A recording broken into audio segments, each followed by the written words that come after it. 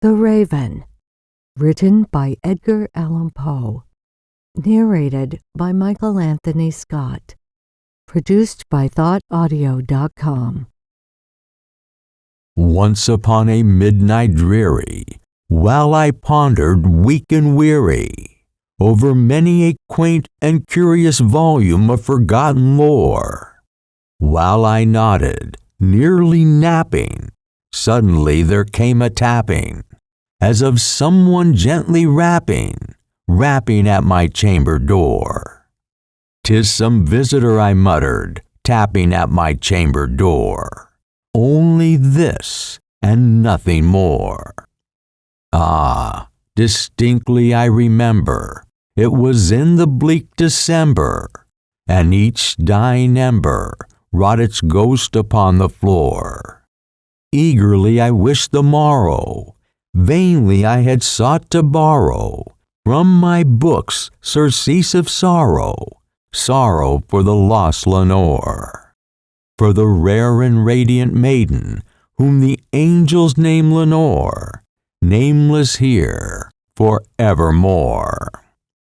And the silken sat uncertain, rustling of each purple curtain, thrilled me, filled me with fantastic terrors never felt before, so that now, to still the beating of my heart, I stood repeating, "'Tis some visitor entreating entrance at my chamber door."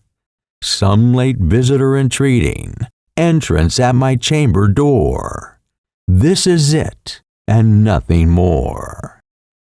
Presently my soul grew stronger, hesitating then no longer. "Sir," said I, or "Madam, truly your forgiveness I implore.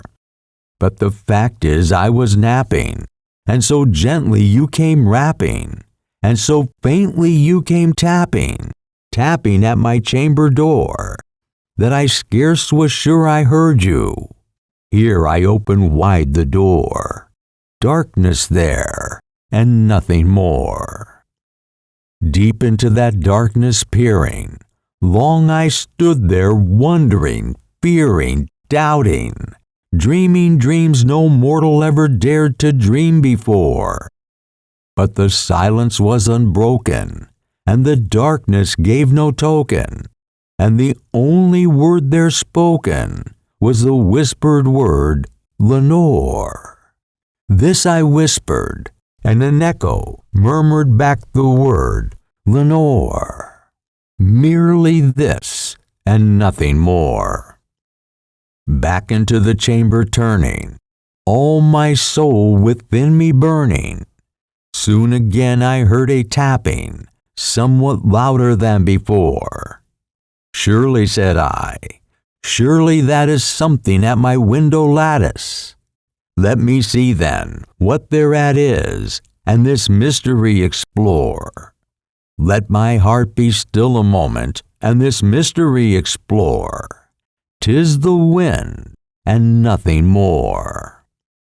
Open here I flung the shutter, when, with many a flirt and flutter, in there stepped a stately raven of the saintly days of yore.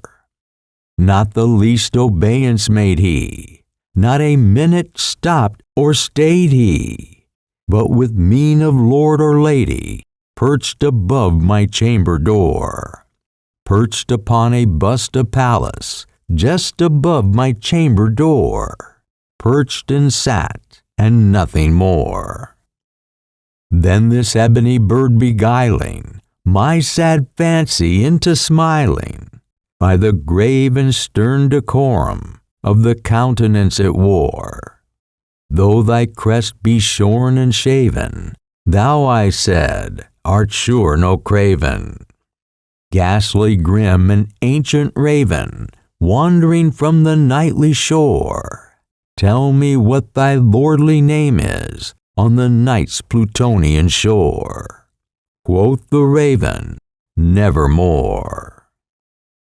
Much I marveled this ungainly fowl to hear discourse so plainly, though its answer little meaning, little relevancy bore. For we cannot help agreeing that no living human being ever yet was blessed with seeing bird above his chamber door.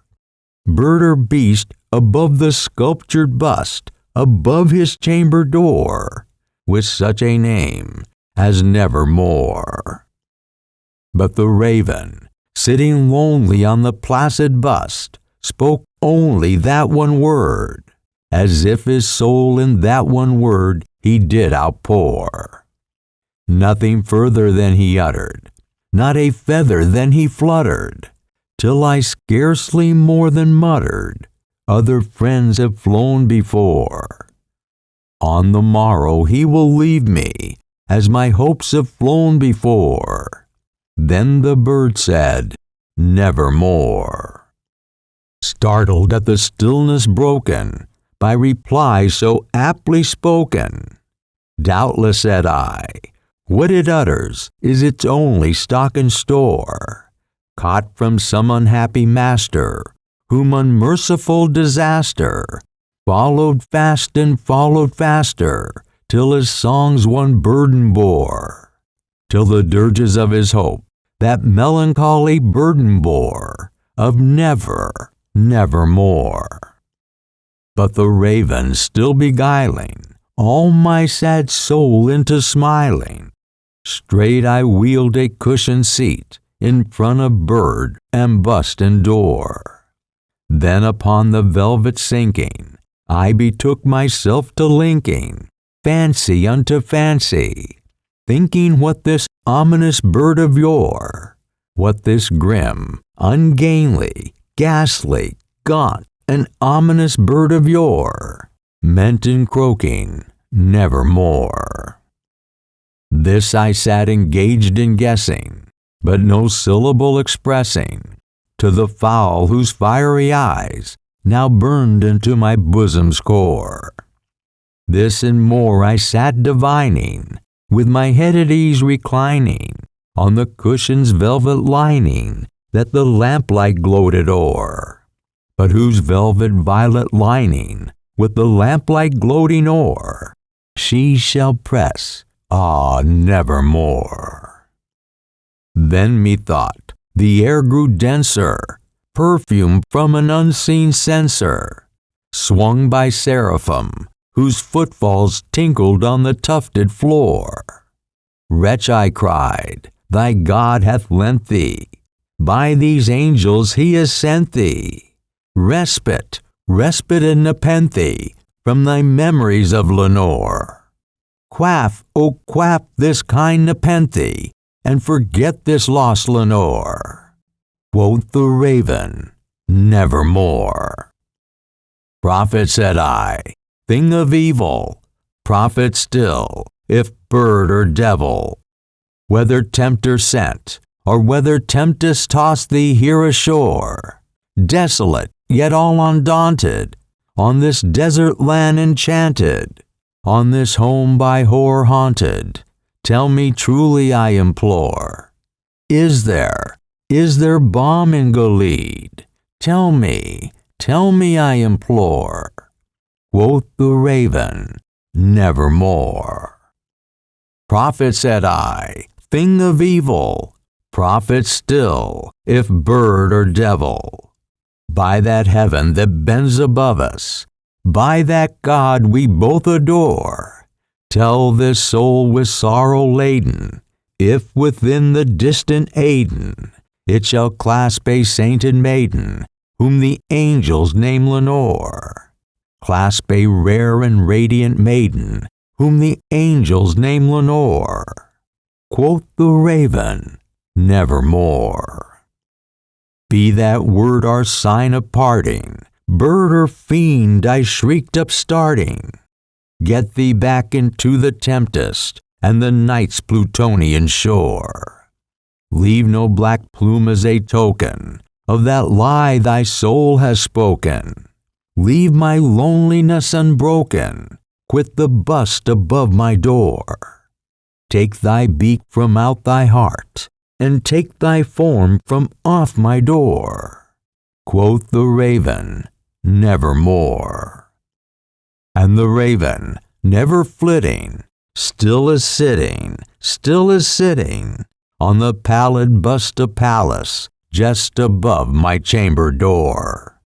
And his eyes have all the seeming of a demon's that is dreaming, and the lamplight o'er him streaming throws his shadow on the floor. And my soul from out that shadow that lies floating on the floor shall be lifted nevermore.